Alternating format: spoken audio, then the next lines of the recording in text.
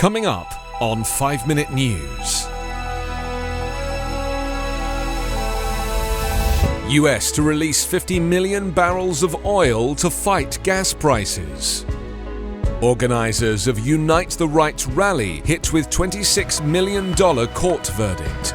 And more than 400 migrants rescued in Atlantic approaching Canary Islands. It's Wednesday, November 24. I'm Anthony Davis. On Tuesday, President Joe Biden ordered a record 50 million barrels of oil to be released from America's strategic reserve, aiming to bring down gasoline and other costs in coordination with other major energy-consuming nations, including India, the United Kingdom, and China. The U.S. action is focused on helping Americans coping with higher fuel and other prices ahead of Thanksgiving and winter holiday travel. Gasoline prices are about $3.40 a gallon, more than 50% higher than a year ago, according to the American Automobile Association. The government will begin to move barrels into the market in mid to late December. Gasoline usually responds at a lag to changes in oil prices, and administration officials suggested this is one of several steps toward ultimately bringing costs down. Oil prices had dropped in the days ahead of the announced withdrawals, a sign that investors were anticipating the moves that could bring a combined 70 to 80 million barrels of oil onto global markets. But in trading after the announcement, prices shot up roughly 2% instead of falling. Shortly after the US announcement, India said it would release 5 million barrels from its strategic reserves.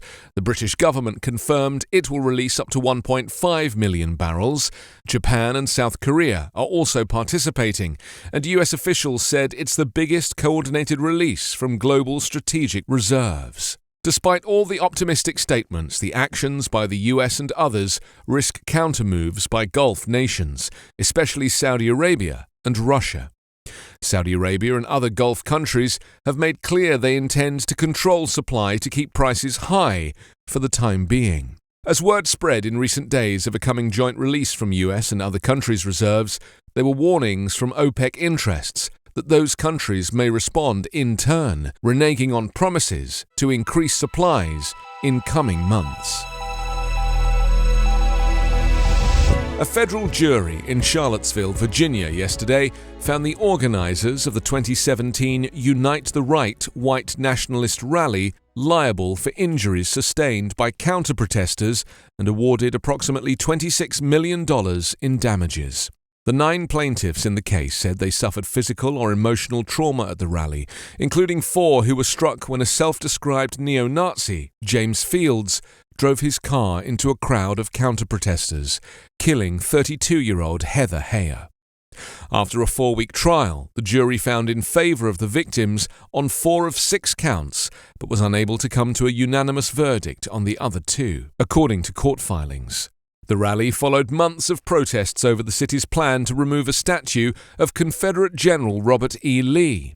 Hundreds of white nationalists traveled to Charlottesville in August 2017, with some marching on the University of Virginia campus, carrying torches and chanting, "Jews will not replace us." Then President Donald Trump was criticized for initially saying there were fine people on both sides after the rally devolved into violent clashes.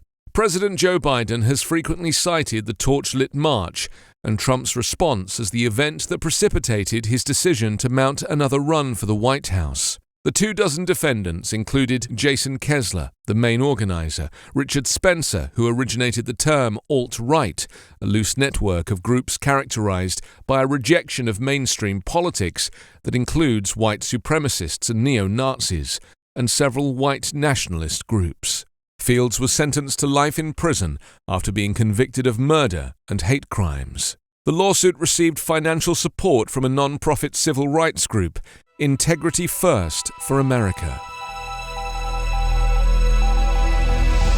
Spanish rescuers have saved and disembarked more than 400 migrants and asylum seekers to the Canary Islands in the past 2 days as they attempted to reach the Atlantic Ocean archipelago from West Africa on several overcrowded, unsafe smuggling boats.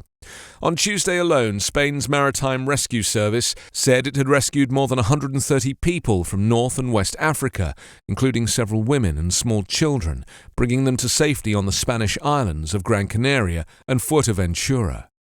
Also on Tuesday, Alarm Phone, a humanitarian network for migrants in distress, reported that 20 migrants had been picked up in the ocean by the Moroccan Royal Navy on Monday after being spotted by a cargo ship.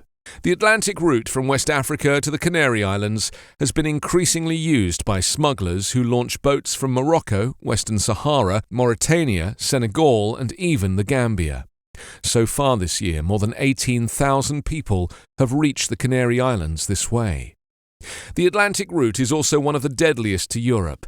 The UN's migration agency reported around 900 migrant deaths and disappearances this year, although it admits the true death toll is likely much higher.